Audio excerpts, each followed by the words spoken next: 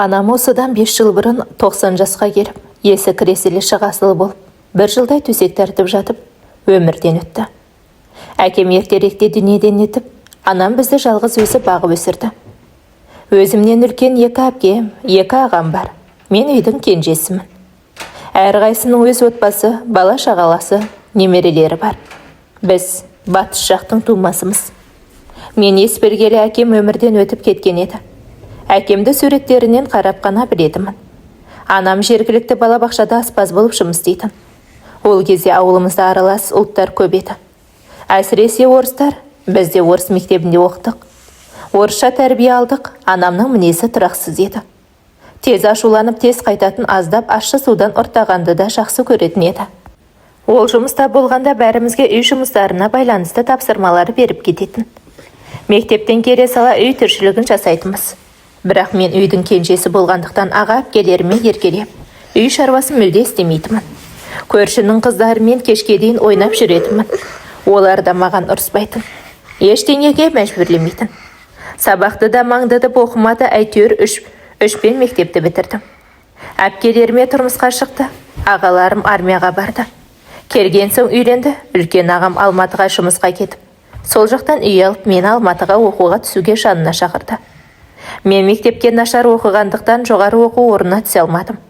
Сөйтіп ауылға қайтқым келмей, орта білім алсам да оқимын деп, училищеге оқуға түстім. Жеңгем пысық, жақсы кісі еді. Жұмыста істейтін, бала бағып, үй тіршілігіне де үлгеретін. Мен тек сабаққа барып келемін, сосын балабақшада ағамның кішкентай ұлына келіп, соны ойнатып жүретінмін. Үй шаруасына араласпайтынмын. Тіпті киімдерімді де жеңгем жуып қоятын. Жастайымнан төк істемей ақ саусақ болып өскендіктен бе, аққұба, нәзік, сұлу болатынмын. Талай жігітті таңдай қақтырып, менсінбей жүретінмін. Ағамның да табысы жақсы болатын. Қаланың қыздарынан кем қылмай киіндіретін. Жолыма, тамағыма ақша беріп қоятын. Студенттік өмірімде ешқандай таршылық көрмедім. Осылай соңғы курсқа келіп оқуды аяқтайтын кезде Алматының маңындағы ауылда тұратын бір жігітпен таныстым. Оқудағы құрбымның ағасының досы екен. Бойы ұзын, денелі, қазақша әдемі сөйлейтін. Сөйтіп анда-санда сабақтан соң кездесіп тұратын болдық. Ол маған келіп тұратын, оқуды бітіріп, диплом алған соң бір күні құрбым ауылына қонаққа шақырды. Ағамнан сұранып едім, көріп жүрген құрбым болған соң жіберді. Бізді құрбымның ағасымен әлгі ұнатып жүрген жігітім келіп алып кетті. Ауылдары қалаға жақын екен, тез-ақ жетіп бардық. Кіре бере құрбымның ағасы қатты сигнал бере бастады.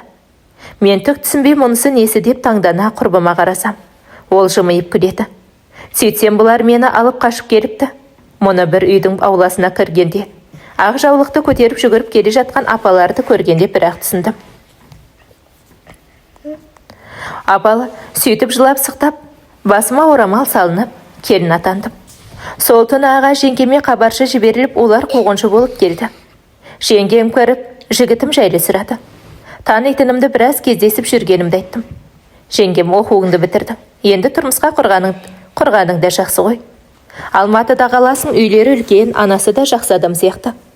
Көріп-біліп келіп отырсаң болды деп, ағам екеуі отырып, ішіп-жеп, ойнап күліп, анама өздері хабар беретін болып қоштасып кетіп қалды. Ертесінде бүкіл ауыл адамдарына беташар жасылды.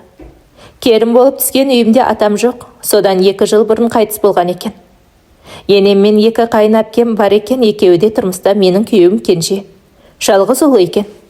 Енем осы ауылдың мектеп директоры болып бұрыннан қызмет жасайды екен. Беташардан соң келіндік міндетіме кірістім.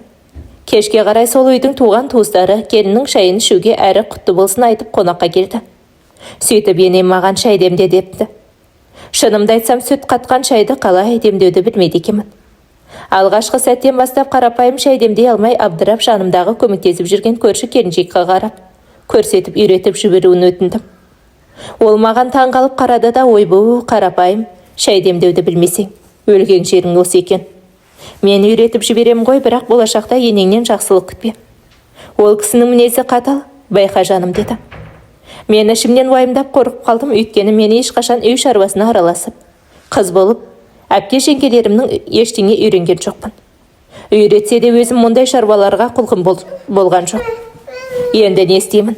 Өзімнің ас үйге үй тіршілігіне жоқ екенімді алғаш рет сол кезде білдім.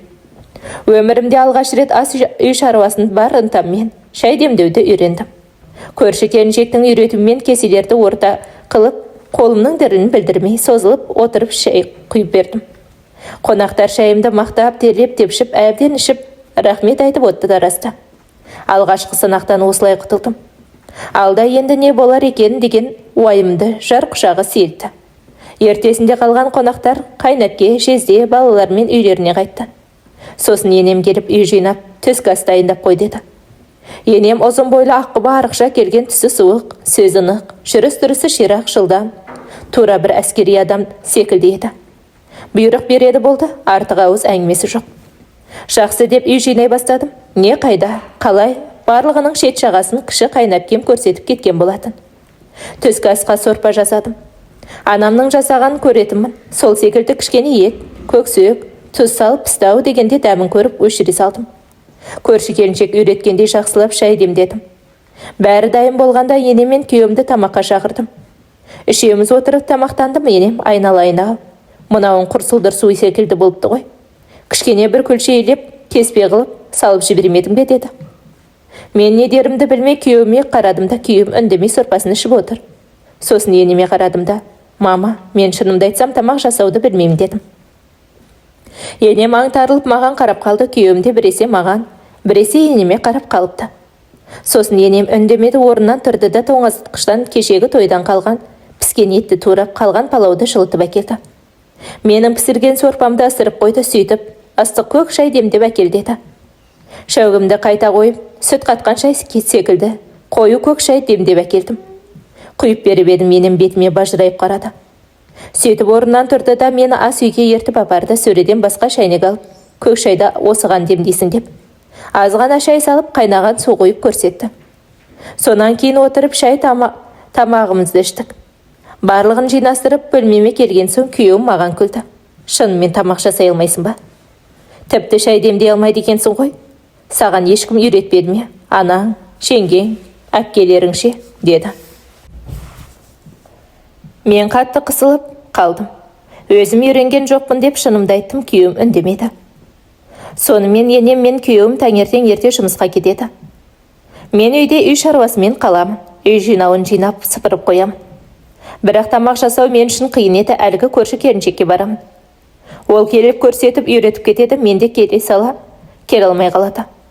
Мұндай кезде бар білгенімді жасаймын. Енем мен күйеуіме бірде ұнайды, бірде ұнамайды. Тамағым дәмсіз болып қалған кезде енем барлығын тәптіштеп айтып түсіндіреді.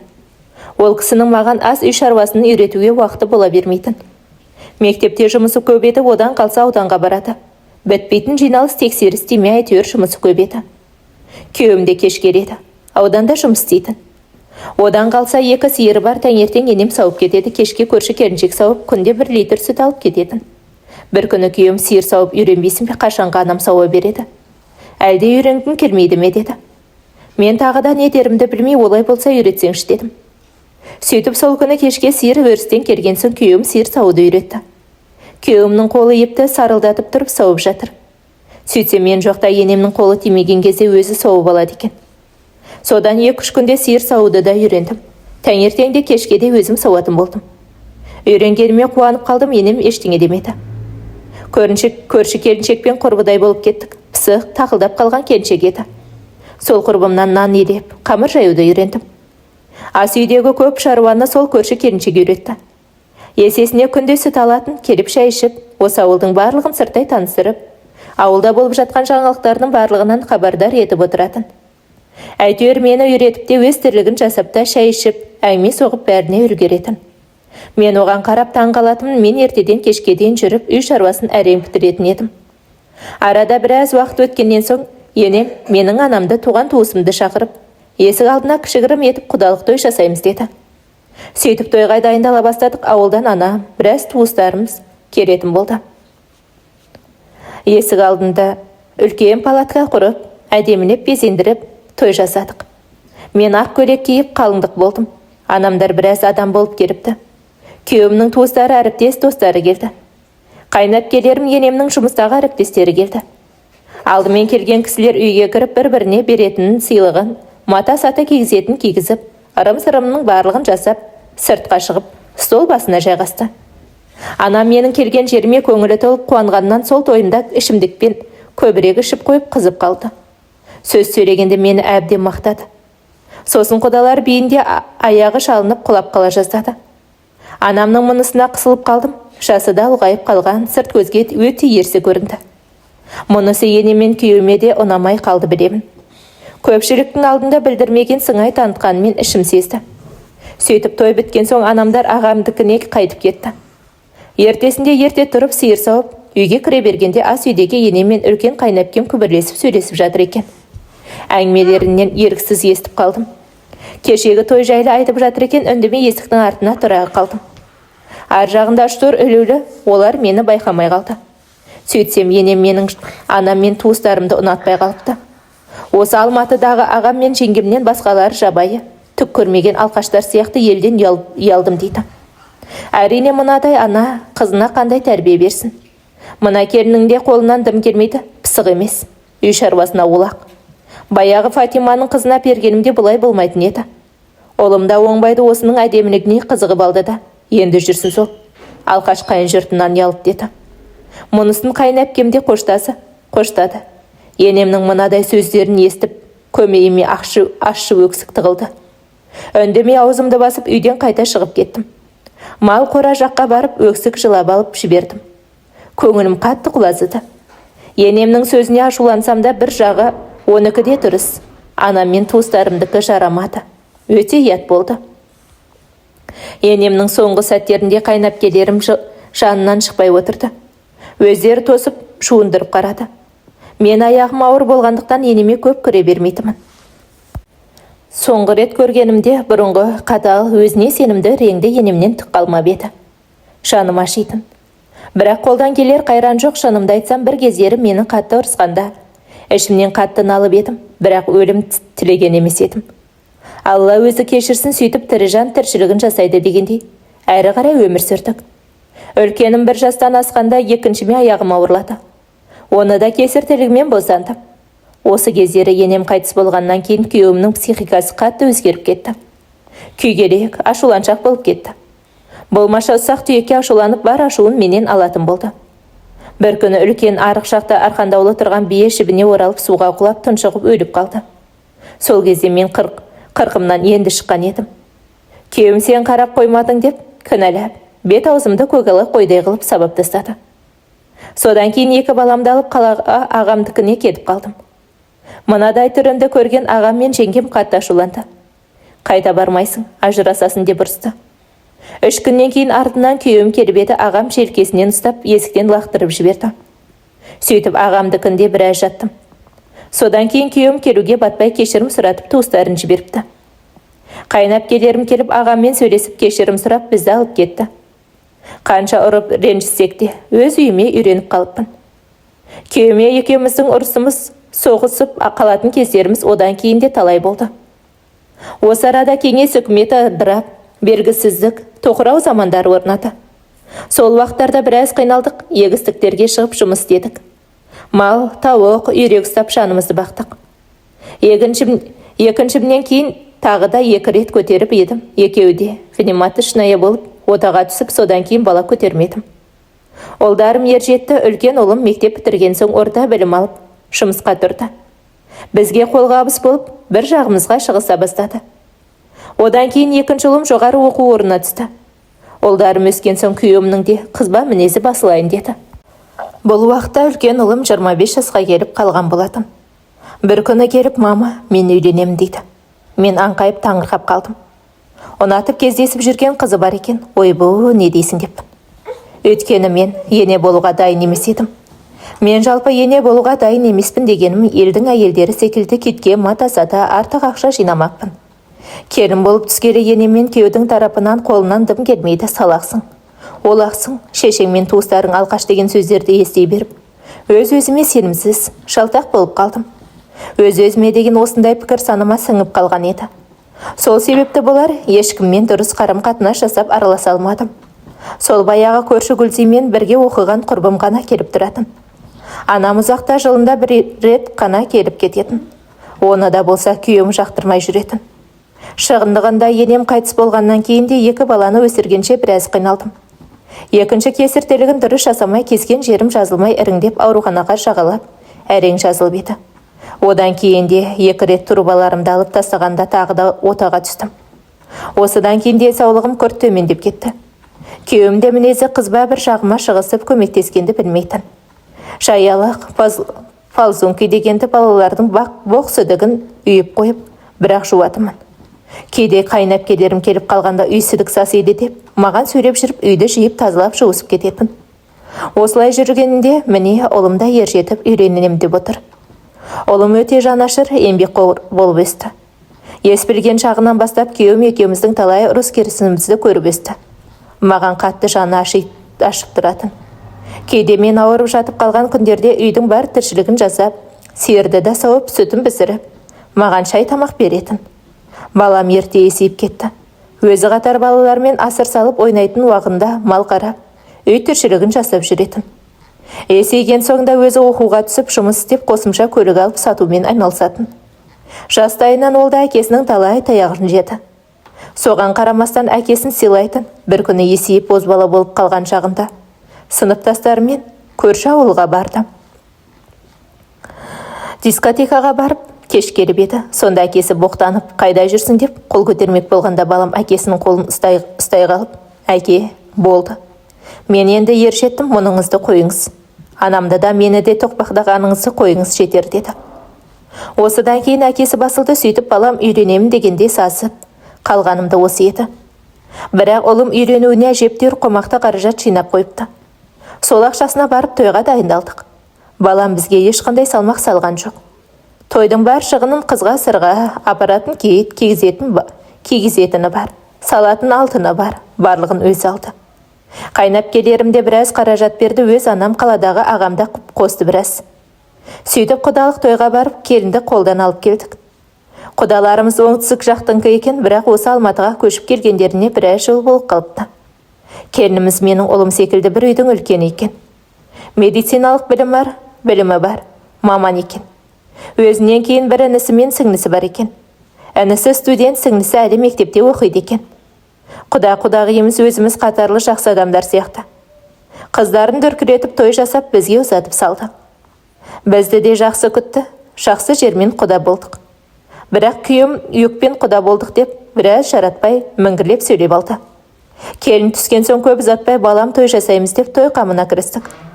Ұлым достарымен ұйымдасып мейрамхана тауып, обал не керек өз тойын өзі жасады. Біз тек ата-анасы болып өзімізше тойды өзіміз жасап жатқанда киініп алып, қонақтардың ізгі тілектері мен құттықтауларын қабыл алып тұрдық. Қазір осы жайттар есіме түссе өз-өзімнен ұяламын. Үлкен ұлыма бар салмақты сала беріпіз, ата-аналық міндетімізді дұрыс орындай алмадық-ау деп өкінемін. Құдаларым келінге үйіп төгіп жасау әкелді. Мұндайда бұрын соңды көрмеппін. Шатын жиғазынан бастап соңы киім жайғанда түйрейтініне қыстырғышына дейін алып келіпті. Келінім үй тіршілігіне өте пысық болып шықты. Бар жасауын шығарып, үйім жайнап шыға келді. Адыс аяғым, төсек жайма, бет орамалдар бәрі жаңарып қалды. Ас үйім тап-таза, келін неше түрлі дәмді тағам дайындап, шынымен қолым ұзарып қалған еді. Баламның таңдауына өте риза болдым. Күйеуім келіннің тамағын мақтап отырып ішетін болды. Осы уақытта да балаларымның көзінше мені бір мұқатып қалудан қайтпайтын. Бұрынғы жас шағымдағы олақтығымды айтып күліп отыратын. Мен осындайда келіннің алдында қатты қысылып қалатымын.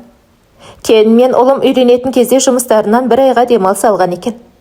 Демалыстары біткен соң екеуі де жұмысқа шықты. Таңертең қалаға бірге кетеді, кешке бірге келеді. Ұлым келіншегін қатты жақсы көретін еді.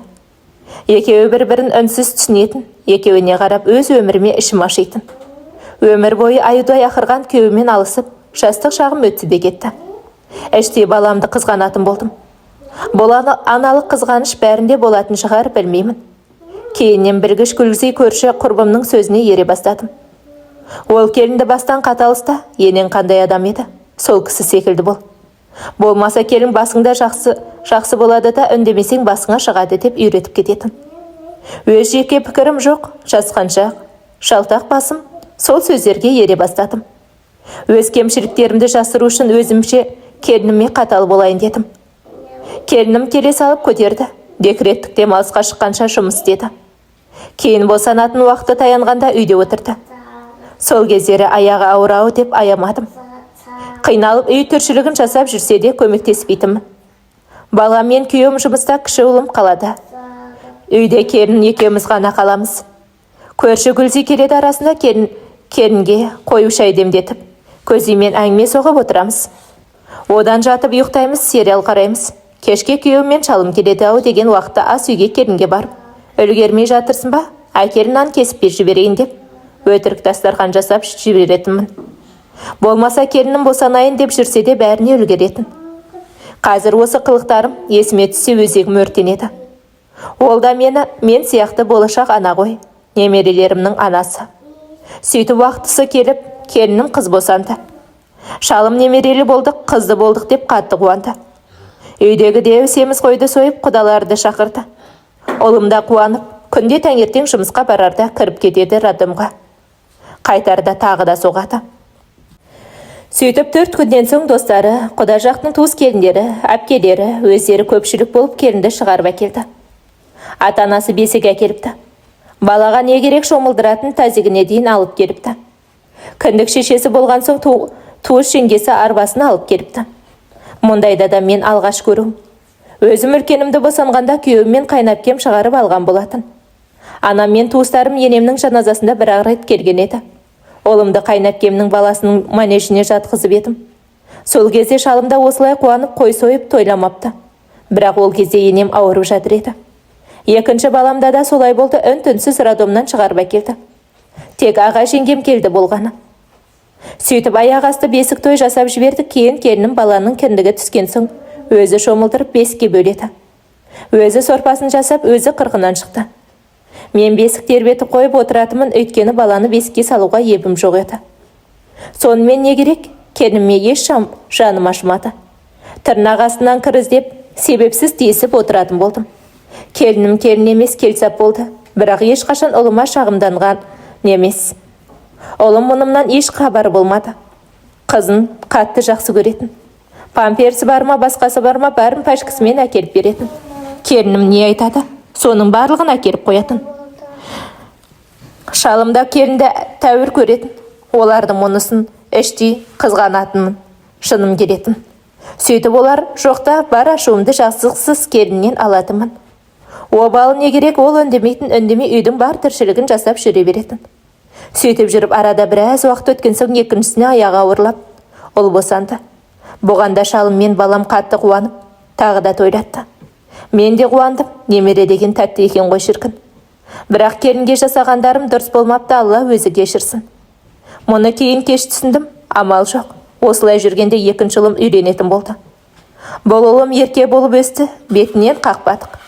Бір күні, мама, мен үйленуім керек. Срочно дейді. Содан мен, қоя тұрсаңшы, біраз дайындалып, алайық десем. Оған уақыт жоқ, кездесіп жүрген қызымның аяғы ауыр. Ойбай, онысы несі? Үйленбай жатып, аяғы ауыр несі? Деп аңқайып қалдым. Кіші ұлымның сөзінен кейін ұйқым қаша бастады. Енді не істеймін? Үлкен ұлым өз қамын өзі ойлап қаражат жиып, бізге салмады. Ал кіші ұлым оқу бітіріп, жұмыс істеп жүрсе де жинаған ақшасы жоқ екен. Біздің де жағдайымыз белгілі, артық ауыз ақша да жоқ. Үлкенімнің өз шығындары бар, әгекі баласы үйге алатын азық түлік дегендей. Шалымның табысы да мардымсыз, сөйтіп уайымдап мазам қашып жүрді. Кенжем қаладам келген сайын сұрайды, мама қайттыңыз? Әкем мен ағам айттыңыз ба? Қашан үйлендіресіздер? Қызымның күн сайын іші өсіп келеді дейді. Өзім жекем жұқарып жүргенде сосын ұлыма айттым. Аяғы ауыр болса келесі айда алып қашып әкеле сал, ақыры асығыс екенсіңдер. Оған дейін ағаң мен әкеңе айтып дайындаламыз дедім. Сөйтіп үйдегілерге кенжемнің үйленетінін айттым, олар мұны естіп таң қалды. Сонымен не керек, келесі айда кенжем келін әкелді. Қайнап келерім осындағы туыстары болып түсіріп алдық. Келінім ұзақтан екен, кіші жүздің қызы, ата-анасы басқа қалада тұрады. Өзі Алматыда жоғары оқу орнын 4-ші курсты тамамдағалы жүрген студент екен. Мұнда әпкесінің үйінде тұрып жатыр екен, сонда сол әпкесіне хабаршы жібердік. Өзіміз қуғыншы күтуге дайындалып жатырмыз. Әбден уақытта хабаршылармен бірге қуғыншылар да келді. Әпкесі мен жездесі және бір туысқан тәтесі келді. Тәтесі үлкендеу кісі екен, кіргеннен қабағы қатулы ұрса сөйленіп кірді. Қызымызды неге алып қашасыздар? 2 жас көңіл қосып жүрген болса алдымыздан келіп өтпейсіздер ме? Ата-анасы осында туыстары бар. Бұл не сұмдық деп, ішке кіріп шымылдыққа ақ жаулық салып отырған келінге де ұрса бастады. Сол кезде қайынәпкем тәтесін сабырға шақырып жатса қояр емес. Сосын мен бардым да ол кісіні басқа бөлмеге сөйлесуге көндіріп алып кеттім. Екеуміз оңаша қалдық. Сол кезде бар жағдайымды айттым. Мен баламды қазір үйлендірейін деп отырған жоқ едім. Бұған жағдайымда жоқ. Бірақ сіздердің қыздарыңыздың аяғы ауырлап қалыпты. Сол себепті ұлым алып қашып келді. Қыздарыңызбен барлығын ақылдасып келісіп жасалып отырған жағдай. Жақын арада той жасап бере алмаймын, бірақ болашақ құдаларымды есік көрсетуге шақырармын дедім. Сөйтіп мән-жайды түсінгендей болды. Шыға салып келінге ұрысты. Санасыз екенсің. Сені ата-анаң осылай тәрбиелеп беді. Олар анда сені оқып жүр деп барын саған салып бүкіл жағдайыңды жасап отырған жоқ па? Масқара қылдың оларды деп ұрысты. Жанындағы бірге еріп келген келіннің әпкесінде сен не істеп жүрсің? Сіңліңе қарамай. Үлкенсің ғой деп біразға дейін ашуын баса алмай, ақырында ата-анасына не айтамыз деп уайымдап кетті. Кейін қайынәпкелерім туыс апамыз тәтесін жұбатып қонақ бөлмеге апарып отырғызды. Содан қуғыншыларды жақсылап күтіп шығарып салдық. Іштей өзіме риза болдым. Келіннің аяғы ауыр болып қалғаны маған да жақсы болды. Көп шығыннан құтылып қалдық. Ертесінде беташар жасадық. Енді 2 келінім болды. Кіші келінім бір үйдің 2-ші баласы екен. Қаладағы әпкесі өзі, сосын 2 інісі бар екен. Беташардан соң үлкен келін екеуі үй жинап, ыдыс аяқ жуып, үй тіршілігін көрісіп кетті. Кіші келін тірлігі ылдым-жылдым, жүрісі ширақ. Жүзіне тіке қарайды, еш именбейді. Үлкен келінмен тез тіл табысып кетті. Ал үлкен келінім қимылы баяу болса да бәрі тыңғылықты, тап-тинақта етіп істейді. Ешқашан бетіме тік қарап сөйлеген емес. Мен араласпаған туыстармен жақсы қарым-қатынас құра білді. Көршілермен де араласып жүретін. Біреусі ауырып қалып көмек сұрап келсе жоқ демейтін. Барып қарасып, дәрі егіп, система салып беріп жүретін. Мұнысын бүкіл ауыл біліп сыйлайтын болды. Өз туыстарымен де ұлым екеуі жақсы араласып жүрді. Бұларды той тамалағынан қалдырмай шақыратын, бұлар да сыйлықтарын алып шақырған жерінен қалмай барып келетін. Қайынәпкелерім де осы үлкен келінімді мақтап, тәуір көріп жақындартып тұратын. Ал мені ешқашан бұлай жақын тартқан емес еді. Тіпті дұрыстап сөйлеспейтін де. Мен кейде баламды қызғанатымын, қайын жұртына жақын болып кетеді ме деп ойлайтымын. Бірақ баламда қайын жұртын тәуір көретін. Келіннің ата-анасын мама, папа дегенде ішім күйіп жүретін. Кейде үлкен ұлымның бар назарын өзіме аудару үшін өтірік ауырып қалатым. Ол болса жаны қалмай айтқанымның барлығын істеп, жанынан шықпай жататын еді. Қайын жұртына да көп жібермеуге тырысатымын, ал кіші ұлым болса өзін көбірек ойлайтын, эгоист еді. Үлкенім сияқты маған жаны аши бермейтін, бірақ келіншегі дегенде басқаша еді. Соның бар жағдайын жасайтын жеріксің ғой деп, аузынан шыққанының барлығын алып беретін. Осылай 2 келінді болып тұрып жаттық. Немерелерім өсіп, ұлдарым мен шалым жұмыста, мен келіндермен үйде едім. 2 келін бірге үй тіршілігін жасайды. Үлкенім кішісіне барын үйретіп, екеуі тату-тәтті болып, кішісі оқуына барып келіп оқып жүрді. Сол кездерде мен, екеуі бірігіп мені жамандайды ма екен? Екеуі тату болса менің сөзім өтпей қалады ме деп ойлап, бірі жоқта бірін жамандайтымын. Кіші келіннің алдында үлкенді болмашыға тырнақ астынан кірізеп, жер-жебіріне жетіп абыройын түсіргім келіп ұрсатымын. Өзімді керемет, қатал ене қылып көрсеткім келетін. Кішісі де менен қорқып жүрсін деп ойлайтымын. Мұндайда үлкенім сол баяғыдай үндемейтін. Көзі мөлтілдеп тіршілігін жасап жүре беретін. Ал кішісі көзі бақырайып маған қарап қалатын. Бір күні кіші келінге құдалық жасайтын болып, келіндер үй ақтап жиыстыра бастады. Сол кезде сөредегі менің анам берген қызыл оюы бар шайник сервисін сөренің үстінен құлатып, сындырып алыпты. Бұл анамның сыйлығы еді, мен үшін қымбат болатын. Қайсы сындырғанын білмеймін, мен дереу үлкен келінге ұрса жөнелдім. Қатты ашуланып қолымдағы шайникпен келіннің басынан нұқып жіберіп едім. Ол бұрыла қалған екен, шайниктің сынған жері шекесіне сырып кетті. Қан сау ете қалды, қанды көріп шошып кеттім. Кіші келін жүгіріп барып перекіс иот алып келіп, үлкен келіннің шекесін мақтамен жағып отыр. Осылай әбігер болып жатқанымызда үлкен балам кіріп келді. Мұндай уақытта келе қоймайтын мен сасып қалдым. Балам түк түсінбей қолындағы пакетін лақтыра салып келіншегінің қасына жүгіріп барды. Не болды деп сұрап жатыр, бір кезде қан тоқтады, кішкентай қан тамыры жарылып кетіпті. Мен не дерімді білмей отырмын, сол жолы артықтау кеткенімді білемін. Келінім үндемей тұрды да болды, шыдамым бітті деп, көзі мөлтілдеп бөлмесіне жүгіре басып кіріп кетті. Балам аң-таң боп маған қарап, мама, не болды деп сұрады. Мен сөредегі шайнек сынып, соның сынығы шекесін сырып кетті деппін, сасқанымнан. Сол кезде кіші келін тұрып, аға, абысынымның еш жазығы жоқ. Шайнекті мен байқаусызда түсіріп алдым, мамам сол үшін абысынға ұрсып шайнекпен басынан ұрамын деп, сынығымен шекесін сырып жіберді. Негізі мамам үнемі болмайтын жерден ұрыс шығарып, абысыныма тиісе береді. Келі-келі байқап жүрмін деді. Кіші келіннен мұндайды күтпеп едім. Олым ашулы көзбен маған бір қарады да бөлмесіне кіріп кетті. Мен ашуланып кіші келінге ұрса жөнелдім. Неге олай деп айтып отырсың? Десем, келінім маған тік қарап тұрып, мен көргенімді бар шындықты айттым. Мен келгенде сіз де менің тәтеме бар шындықты айттыңыз ғой.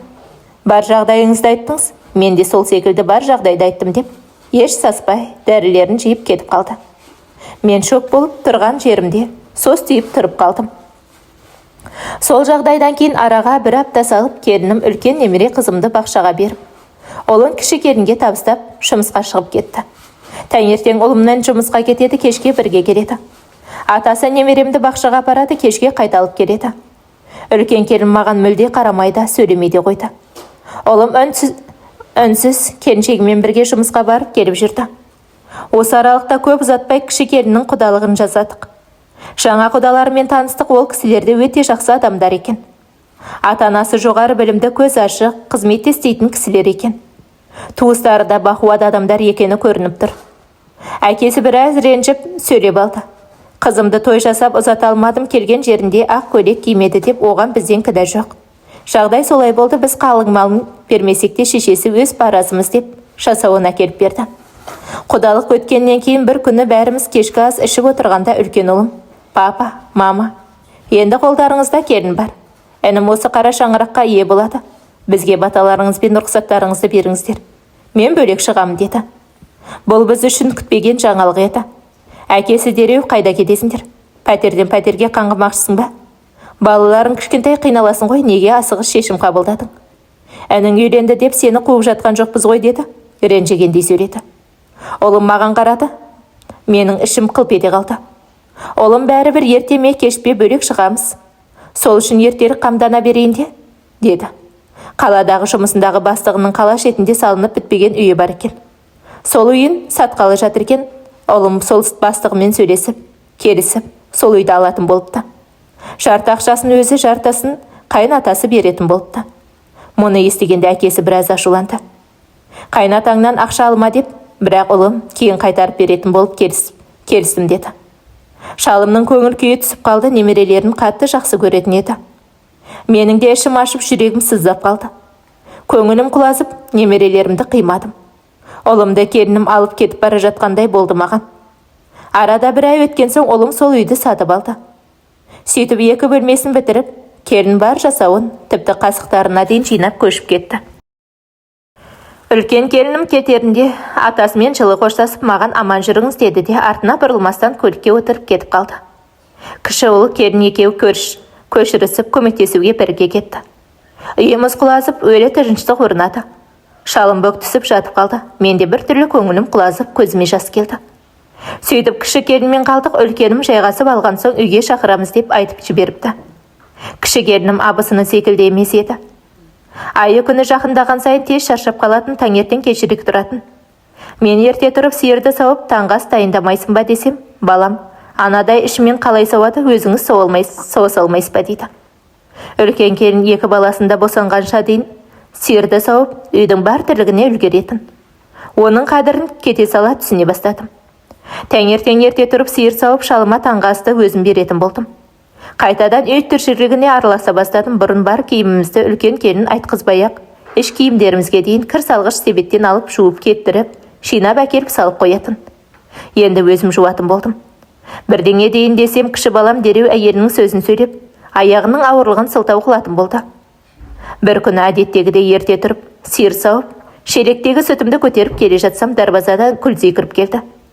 Сүт сұрай келіпті, мені көре салып, әй құрбым, немене сиыр сауып жүрсің бе? Келінің қайда дейді. Мен ыңғайсызданып, келінің босанатын уақыты жақындап қалды ғой, өзім сауып жүрмін дедім. Ол мырс етіп күліп, келінге келін болып жүрмін десеңші деп күлді. Мұнысына ыза болып қалдым. Содан сүтін құйып бердім де, үйге кіріп, сүтті пісіріп, шалыма шай беріп, жұмысқа жібердім. Ұлым да тұра салып, бетін қолын жуа сала, кешігіп барамын деп, шайды ішпей асығып кетіп қалды. Артынан ұйқылы ояу көзімен келін шықты. Асықпай сыртқа шығып келіп, беті қолын жуып, пісіп тұрған сүттен құйып ішкелі отыр. Мен ашуланып отыр едім, оған зекіп сөйлей жөнелдім. Ертерек тұрмайсың ба, бізді қойшы, ең болмаса ана күйеуіңе шай беріп жібермейсің бе, аш кетті. Бала туатын сен ғанасың ба, үйде дым істемейтін болдың ғой деп сөйлендім. Сөйтіп едім, келінім маған мызғақ бастан бетіме тік қарады да, мама, менің аяғым ауыр. Өз-өзімді күтуім керек, бұл уақытша Алла бұйыртса, аман есен босанып алайын, сосын өз-өзіме келемін. Күйеуім аш қалмас, жұмысында асқана бар ғой. Оның үстіне үнемі осылай емес қой, бүгін ғана шамалы мазам болмай тұр деді. Келінімнің жайдарлы күйіне одан әрі жыным келді. Өзімде жүйкем жұғарып жүреді, Күлзейдің үстінен күліп кеткені бар. Ашуланып келінге дауыс көтеріп, аузыма келгенді айтып ұрыстым. Келінім сол отырған күйі көзі бақырайып маған қарап қалды да, бір кезде ол да ашуланып кетті. Маған қарап, неменеге мені балағаттап жатырсыз? Біз ештеңе білмейді дейсіз бе? Өзіңізді біліп алыңыз. Кезінде өзіңіз қолыңыздан тым келмейтін олақ, салақ келін болыпсыз ғой. Артыңызды енеңіз жауып отырған екен, кейін абысыным жауып отырыпты. Оның өзінің мойнындағыңыз келмей күн көрсетпей жібердіңіз. Сыйлағанды білмедіңіз, мені де аяғы ауыр болып келдің деп, бетіме басып маған тойда ештеңе жасап бермедіңіз. Мен балаңыздың алдында пәкпін, сол да жеткілікті маған. Аллаға шүкір, олай келсем де қолымнан бәрі келеді. Ал білмегенімді абысыным үйретті, сондықтан сыйыңызды кетірмеңіз. Мен сізге үндемей барын ішіне жұтып жүре беретін абысыным емеспін деп, орнынан тұрды да бөлмесіне кетіп қалды. Келіннің мұндай сөздерінен көз алдым тұманданып, басым дыңылдап кетті. Жүрегім қысылды, сөйтіп мазам болмай ауырып қалдым. Бөлмеме кіріп жатып қалдым, содан кейін келінге мүлде сөйлемейтін болдым. Осылай уақыт өтіп жатты, айы күні жетіп келінім ұл босанды. Бұған барлығымыз қуандық, өйткені үлкен ұлдың балаларының орны осырайып қалып еді. Үйде балалардың шулап жүргені қандай жақсы еді. Сөйтіп шалымда қуанып, мал сойып, үлкен ұлым мен келін келіп шығарып алдық. Келінім сол күйі маған салқын қабақ танытып жүрді. Үлкен балам түк болмағанда кейіп танытқанмен, бәрібір бұрынғыдай емес еді. Сөйтіп кіші келінді Күлзей құрбым айтқандай қырқынан шыққанша келінге келін болсаң жағасын дегендей қалжалатып, күнде ет қайнатып сорпалатып күттім. Келінім де қырқынан шыққаннан кейін өз-өзіне келіп үйдің бар шаруасын дөңгелетіп алып кетті. Бұл келінім қимылы ширақ, тірлігі де ылдым-жылдым тез еді. Мінезі де жетерлік, өздігінен ешкімге соқтықпайды. Бірақ ұнамағанын жүзіңе тіке қарап, именбей ойындағысын айта салатын. Бір күні әдеттегідей Күлзей құрбым келді. Келінім бұл баласын ұйықтатып жатқан соң өзім шай жөндеп, әңгімелесіп отыр дедік. Келін шығып, мама, мен душқа түсіп алайын, бала ұйықтап жатыр, оянса қарап қоясыз ғой деп орамалын алып кетіп бара жатыр еді. Күлзей, әй келін шырақ, сен енеңді әбден келін қылып алдың ғой, ұялмай жұмсап қойып отыратын болыпсың ғой, деп қажетсіз жерден мұрнынан соғып әңгіме айтып өтті. Келін тоқтай қалып құрбыма қарап, өзге отбасының тірлігіне араласпай жөніңізбен жүріңіз. Көрші деп үлкен басыңызды сыйлаймыз, бірақ мамама жоқтан өзгені айтып үстінен күліп, көңіліне қаяу түсірмеңіз. Мамам ненің дұрыс, ненің бұрыс екенін өзі де біледі. Сіздің пасық ақылыңызға сәру емес. Бір үйге келіп дәм-тұз татып отырып, араға от жаққанша өз отбасыңызға көңіл бөліңіз деп төтесінен қойып қалды. Сөйтті де шығып кетті. Күлзей аңқайып, не дерін білмей маған қарап қалды. Мен іште келіннің мына сөзіне риза болдым. Менің айта алмай жүргенімді келін айтып Күлзейді өз орнына қоя білді. Соңғы кезде құрбыма ренжіп жүрген болатымын. Үлкен келінді де осының ақылын тыңдап қанша рет ренжіттім. Сөйтіп құрбым ашуланып, сөйленіп, бір тоңқып алды да жөніне кетті. Арада біраз уақыт өткен соң алыстағы құдалар келді. Немерелерінен манеш, көрпе жастығын, киім-кешек, майда шүйдесін алып, артынып-тартынып келіпті.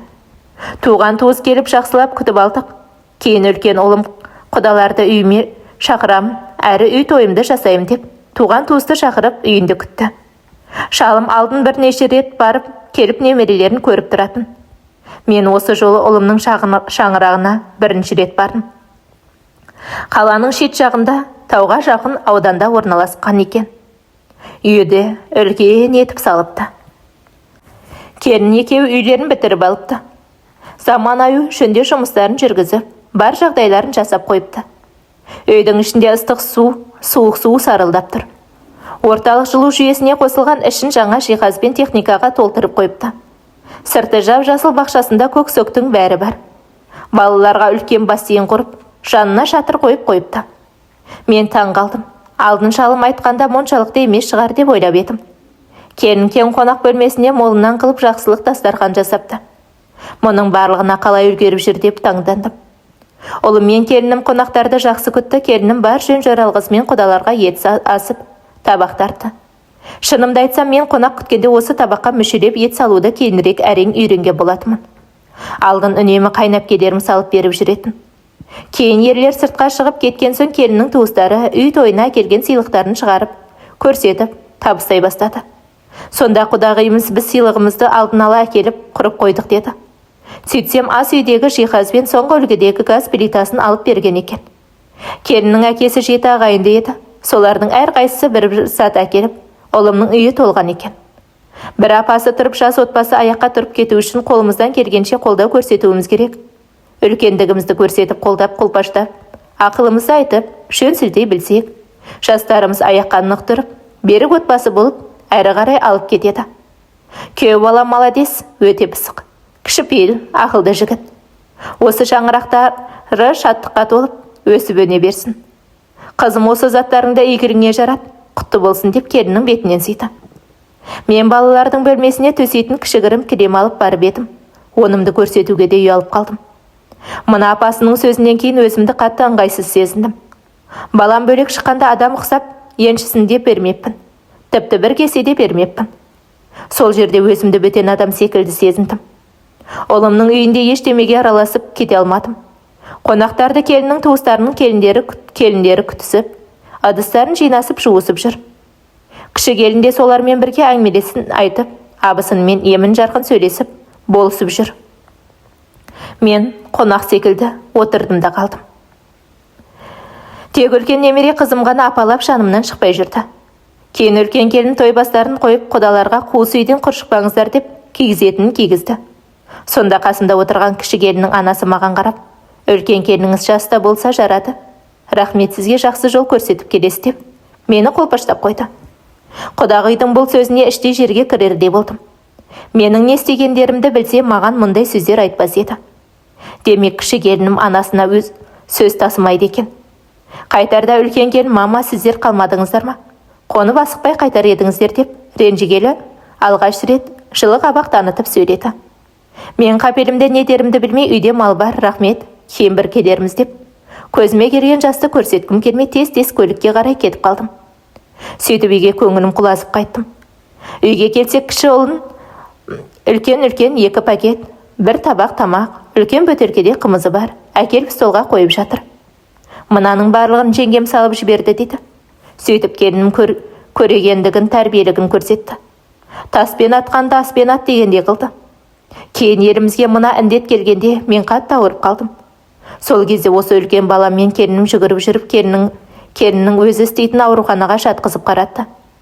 Келінімнің әріптестері жақсы қарады, сөйтіп алдымен Алланың, кейінгісі осы келіннің арқасында көрер күнім бар екен, аман қалдым. Сол кезде барлығының қадіріне жеттім. Тәубеме келдім. Қазір Аллаға шүкір, денсаулығым жақсы, бала шағамда көз алдымда. Аман есен шалым екеуміз 2 үйдің арасында жүреміз. Үлкен ұлдың күніне барамыз, онда немерелерге қарасамыз. Келін 3-шісіне аяғы ауырлап декреттік демалысқа шыққалы, немерелер үйде. Үлкен келінмен қарым-қатынасымыз жақсы. Өткенді ұмыттық, кіші келінмен де жақсымыз. Ол маған келін емес, ене секілді. Барлық жерде сөзімді сөйлеп, қорғап, қолпаштап жүреді.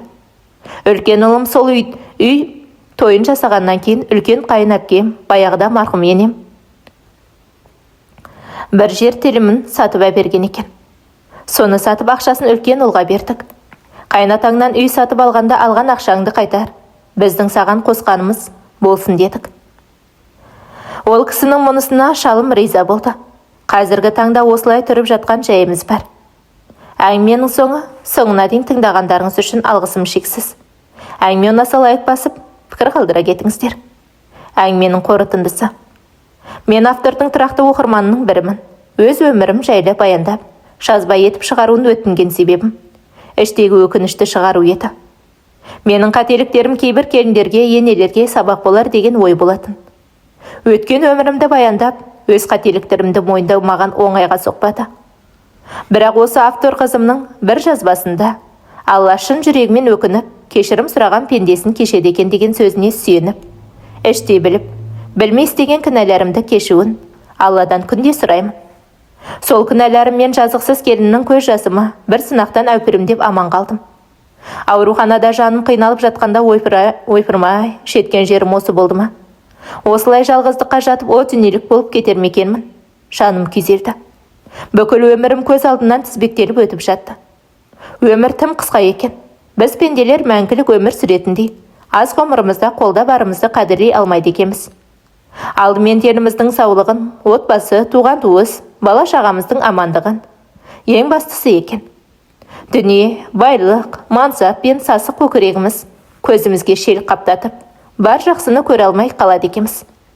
Сол кезде өліп кетсем артымда қандай атым қалар еді. Енем мен шалымның ағайындарына жақсы келін, шалыма жақсы жар, балаларыма ардақты ана, келіндерге жақсы ене бола алдым ба? Жоқ. Алладан ем болмағанда осы олқылықтарымды орнын толтыруға тағы да біраз уақыт берші. Және біраз ғұмыр берші деп жалбарындым. Сол кезде тек келінді ғана көріп жүрдім. Сол ауруханада дәрігер болғандықтан отбасымнан сол ғана маған кіре алатын еді. Күнде қасымда жүрді, өзі қарап, өзі тосып, астымды тазалап, ауыстырып, тамағымды беріп, мені жас баладай күтті. Алдымен Алла, кейінгісі осы ақ қалатты абзал жандармен келінімнің арқасында аман қалдым. Келінімнің алдында басымды иіп кешірім сұраймын. Оған жасаған қиянатым, жазықсыз жазғырып, ең соңы қол көтергенім үшін өз-өзімді шегіде жетім. Өкініш өзегімді өртеді, бағыма қарай Алла маған осындай келіндерді беріпті. Осы күні бұған мыңда бір шүкір деймін. Кіші келінімде аяғың ауыр болып келдің деп, бетіне басып, кемсіткенім дұрыс болмапты. Мінезі тік болса да, жүрегі таза екен келінімнің. Мен айталмағанды айтып, тастап, мен жасай алмағанды жасап жүр. Олдарымды бөліп жармай екеуіне де бірдей қарауым керек еді. Олардың алдында да ата-аналық борышымызды өтей алмадық. Үлкен ұлыма көп салмақ салдық. Кішісіне той жасап бере алмадық. Енді болашақта Алла немерелеріміздің қуанышында қызмет етіп, солардың қызығын көріп, нәсіп етсе екен деймін. Барлық әйелдер қауымына айтарым бүгінгі күннен емес, болашағымызды ойлайық. Пендешілікке салынбайық, аманатқа қиянат жасап күнәға батпайық. Барымызды бағалайық, Аллам өз сыйымызды жоғалтпай, әдемі қартайтып, парасатты ене болуымызды нәсіп етсін, дегім келеді.